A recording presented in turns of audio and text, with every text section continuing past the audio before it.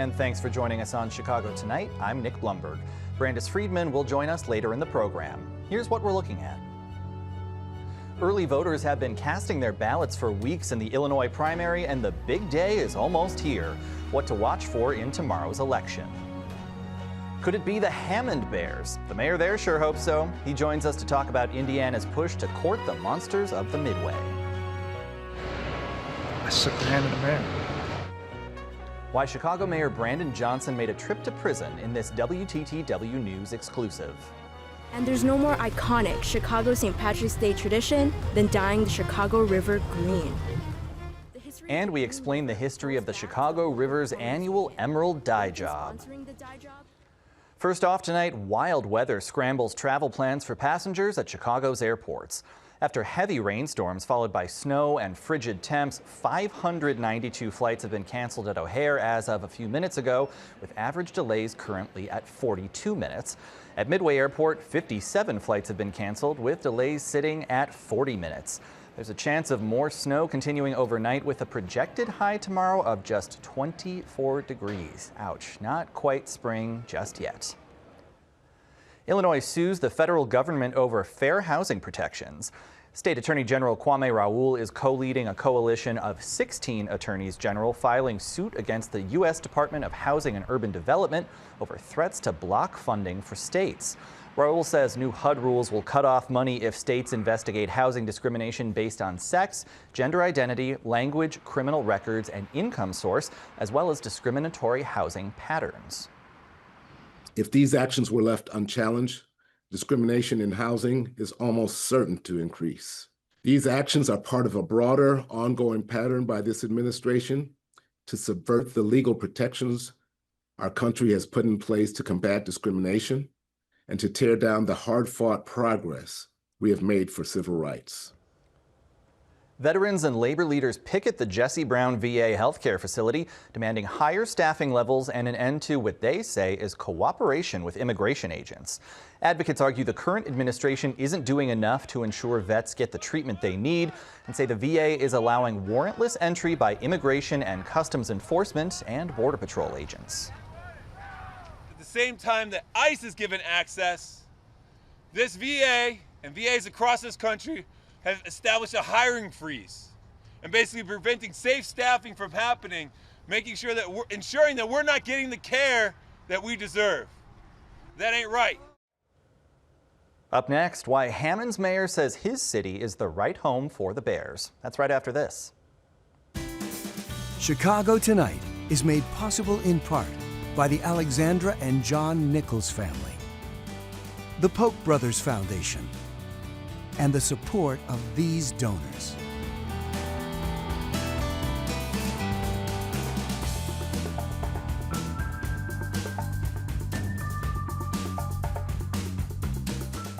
The battle for the Bears may be headed to the fourth quarter. As the team looks to move on from its home at Soldier Field, a suitor has emerged across the state line, Hammond, Indiana.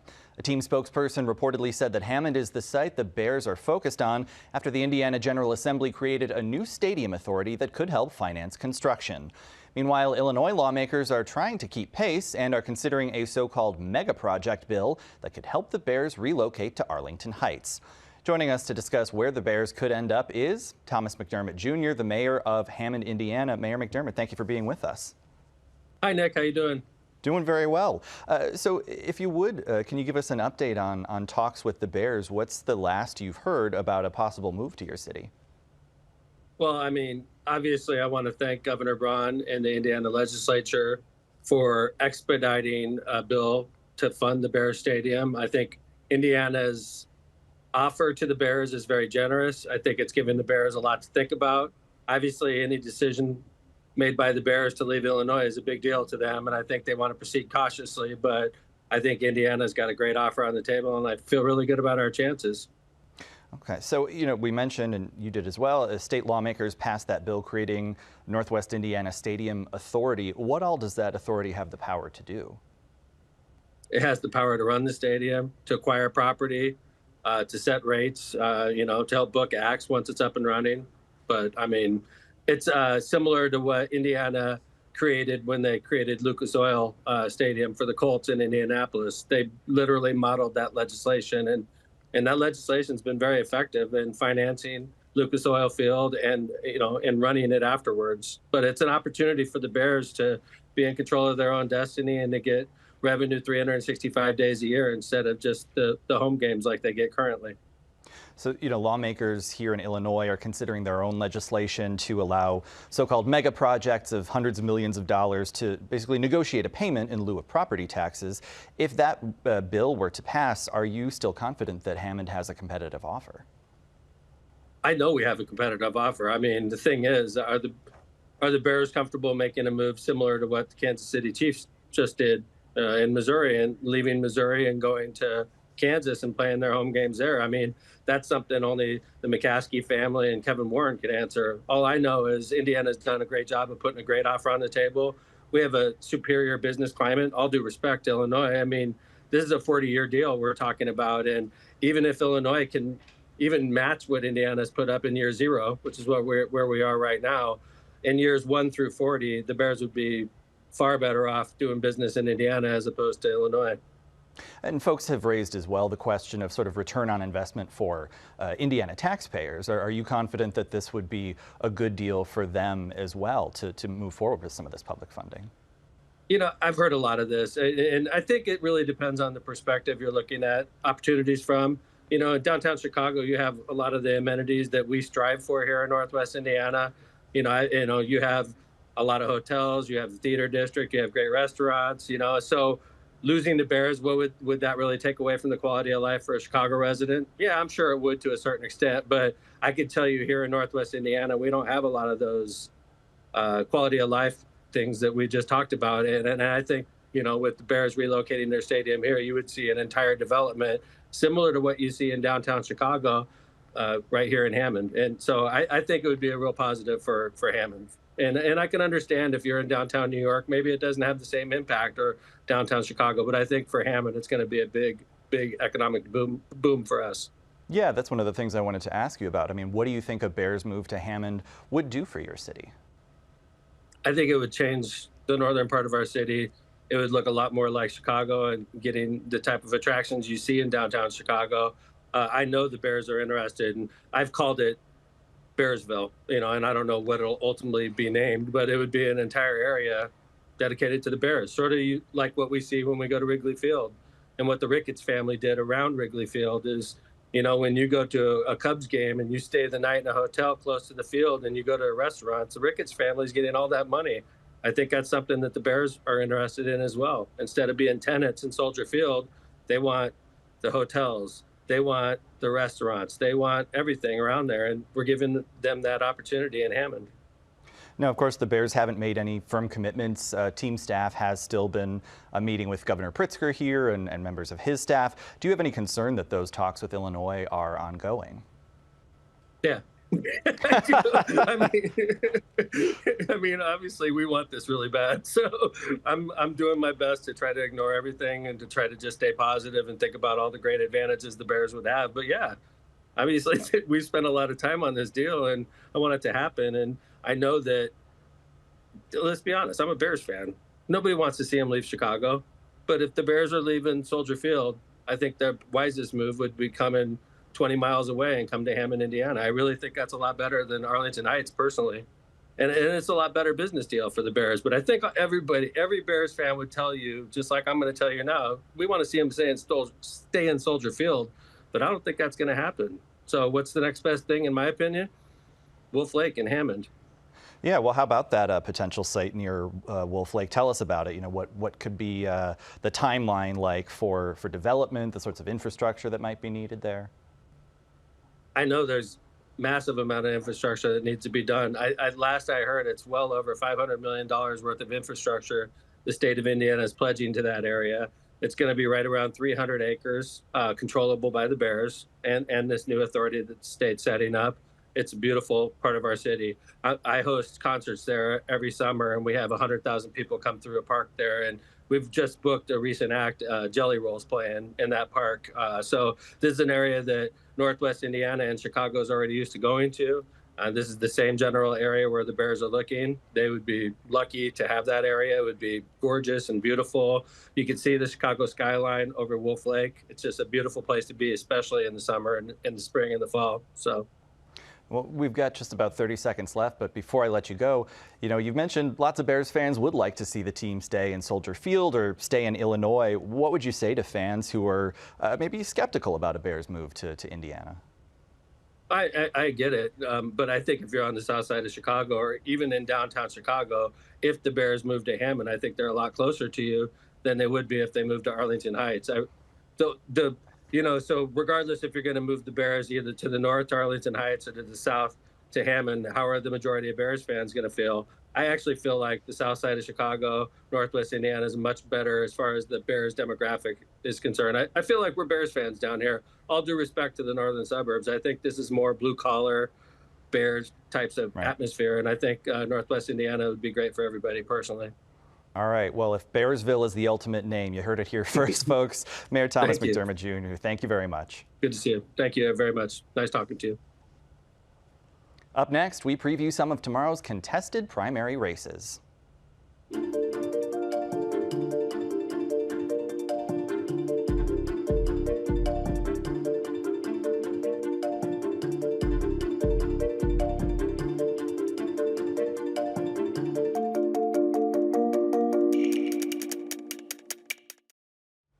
Illinois voters will head to the polls tomorrow to pick a full slate of nominees for the November elections.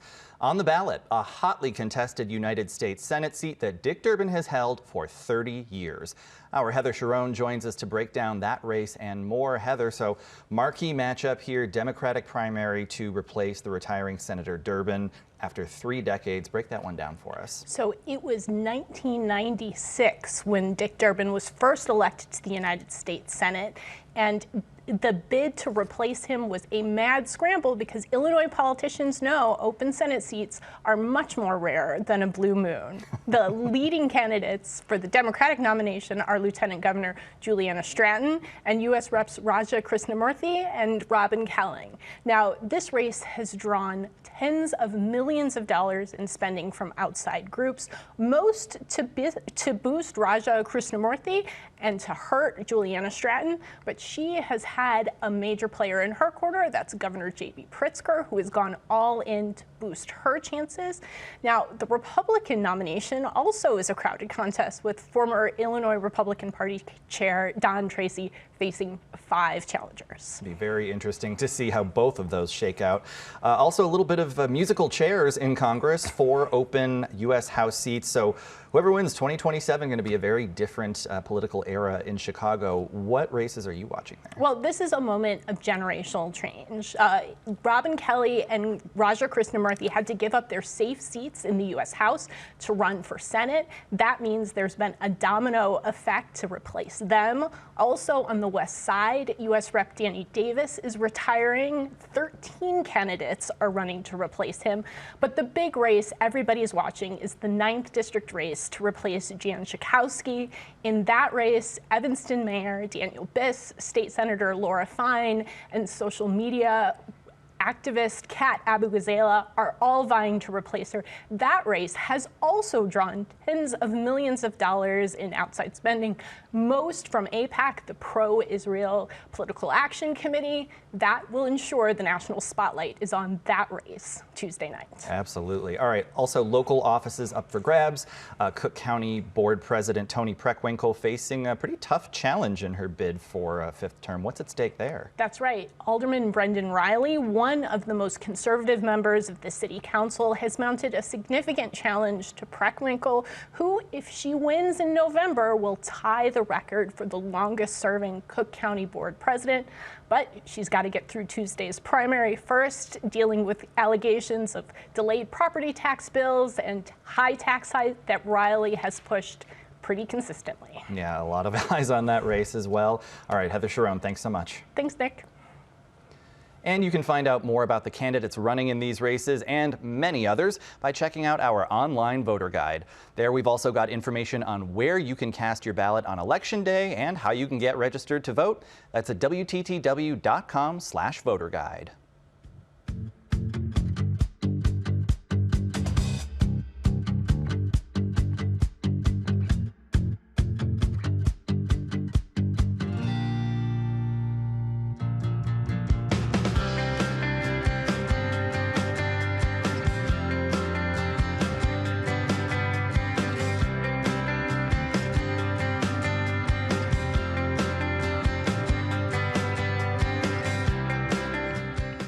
Tonight, a WTTW News exclusive. Just yesterday, Mayor Brandon Johnson spent some time in a place few, if any, Chicago mayors have been, an Illinois state prison, visiting incarcerated men who are students in a prison education program. Brandis Friedman joins us now with more. Brandis, how did this visit come about? So it is something, Nick, that the team at the Northwestern Prison Education Program, they've been working on it for quite some time. They were finally able to make it happen. And we've been following this program, INPEP for short, for several years, including the graduation of their first class back in 2023. They have since moved from the now shuttered Stateville Correctional Center in Sheridan Correctional to Sheridan Correctional, that is, and that's almost 2 hours southwest of Chicago. It's a medium security prison with hundreds of men originally from Chicago who had the chance to meet and even ask questions of the mayor in what is believed to be the first visit of a sitting Chicago mayor to an Illinois state prison. It's a rainy Sunday morning as dozens of men and their families gather inside the gym at Sheridan Correctional Center, awaiting one special guest. Hey, Nick, what's going on, man? Nice to meet you. This morning was organized by the Northwestern Prison Education Program, or INPEP. Chicago Mayor Brandon Johnson took pre-submitted questions from the students and graduates for nearly an hour. One of them was from Nicholas Gaucho, who shared part of his story growing up in an abusive home. We also grew up being physically beaten by my mom's boyfriends. They beat my mom too. But now he's a student in INPEP's 5th cohort. And here I am now, sophomore at Northwestern University with an A-level grade point. He asked the mayor, a former history teacher, about the importance of public education and programming to help students overcome barriers. They're important because they provide the public space to not just challenge systems, but to help people find their purpose. I'm going to continue to go back to that because, you know, someone who is driven by fear or survival will never reach their full potential. All children should be talked to and screened and assessed for them type of challenges, that type of trauma, and have it addressed so that it doesn't grow out of control like I believe it did with me. Leadership is not only about making decisions. INPEP Director Jennifer Lackey says she thinks it's important for elected officials and other leaders to be in the room with people who are living under the policies that they shape. What's interesting to me about Davis's article, INPEP is the country's first prison education program to confer bachelor's degrees to incarcerated people. Educators here often make the case that the coursework inside these walls is just as rigorous as on the Northwestern campus. Michael Jorgensen is a current student. Oftentimes, it feels like those of us, myself included, incarcerated, are invisible. He says he's hopeful someone like Mayor Johnson will work to make the carceral system more restorative than just punitive. Where in addition to addressing the seriousness of the offense, that also an aim of incarceration and criminal penalties would be restoring the offender to useful citizenship. As the mayor spoke, the community here listened. But these systems that have failed our communities, and to a great extent, I believe it's been purposeful. You know, I mean, whether it's public housing being shuttered, that was a policy decision to shut down public housing. Whether it was the closing of mental health clinics. And shared common concerns. Mr. Mayor, everyone here has their own story. They're different in the details, of course, but many have a common thing.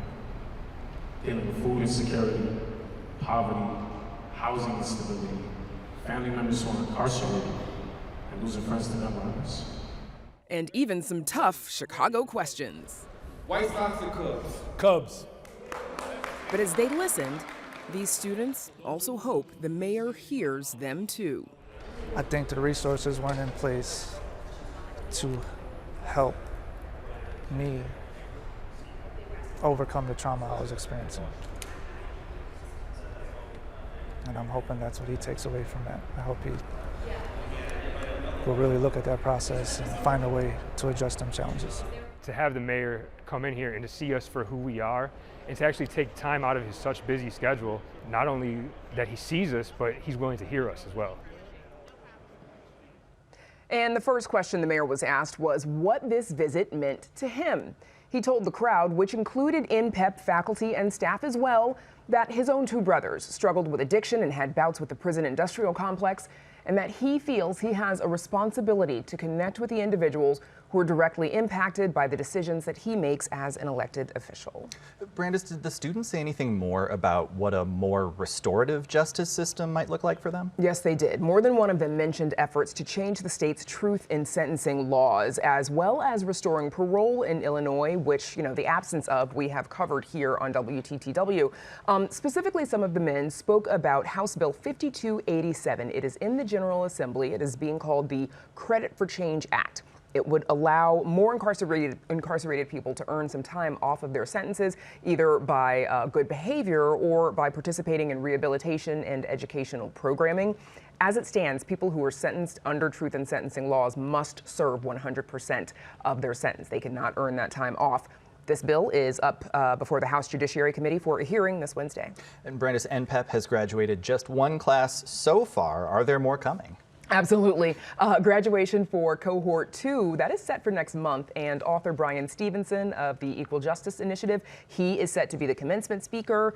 3 more cohorts are waiting in the wings, and INPEP is currently working on admissions for cohort number 6 right now. Viewers can read more about this story on our website as well. Our own Blair Paddock and WBEZ's Alex Keefe collaborated on that story. All right, Brandis Friedman from the other side of the desk. Look at me now. Thanks very much. Thanks, Nick. And up next, the story behind one of the city's most beloved St. Patrick's Day traditions. WTTW News explains right after this.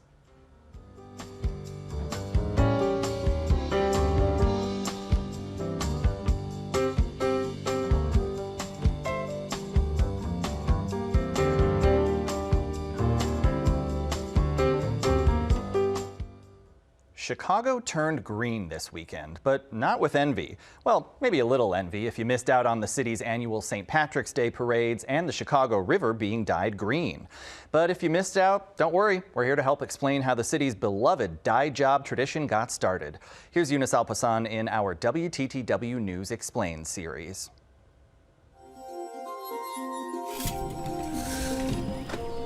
St. Patrick's Day in Chicago.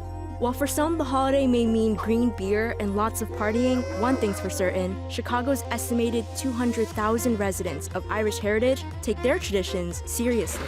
And there's no more iconic Chicago St. Patrick's Day tradition than dyeing the Chicago River green. The history of the Green River flows back to the local plumbers union. They've been sponsoring the dye job for more than 60 years. The story goes, as the plumbers tell it, that business manager Stephen Bailey got the idea from seeing a plumber in stained green coveralls. See, the city was working to enforce restrictions on waste going into the river during construction projects, and so plumbers were using dye to help trace the flow of wastewater and detect leaks. Bailey and his pal, Mayor Richard J. Daley, initially considered dyeing Lake Michigan before ultimately picking a portion of the more manageably sized Chicago River. And so, in 1962, the river got its first festive dye job. Bailey waxed poetic, telling reporters the dye would connect the city to Ireland, flowing from the Chicago to the Illinois River, onto the Mississippi, up the Gulf Stream, and across the Atlantic into the Irish Sea. The city has tried a few dye distribution methods over the years, but today a couple of motorboats do the job, turning a roughly quarter-mile stretch of the river downtown just the right shade, using what organizers say is an orange vegetable-based powder that turns green on contact with the water. The exact dye recipe has always been a closely guarded secret. Some local environmental groups have pushed back against the tradition, like Friends of the Chicago River, who feel it harkens back to a bygone era when the river was treated as a quasi-sewer rather than a living body home to fish and wildlife. But regardless of one's stance, there's no denying the tradition's influence. Other U.S. cities have taken the idea, dyeing their own rivers and canals each March. And with thousands gathering along the Chicago River every year to see it all unfold, the tradition doesn't seem ready to die anytime soon.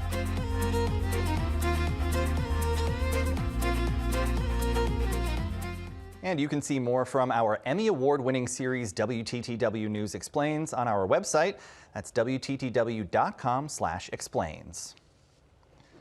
And that's our show for this Monday night. Be sure to sign up for our free email newsletters, The Daily Chicagoan and Urban Nature, at WTTW.com/newsletter. And join us tomorrow night. We're live at both 5:30 and 10. It's Illinois primary election day. We'll bring you the latest on results, voter turnout, live reports from campaign parties, and much more. Now, for all of us here at Chicago Tonight, I'm Nick Blumberg. Thank you for watching. Stay healthy and safe, and have a good night.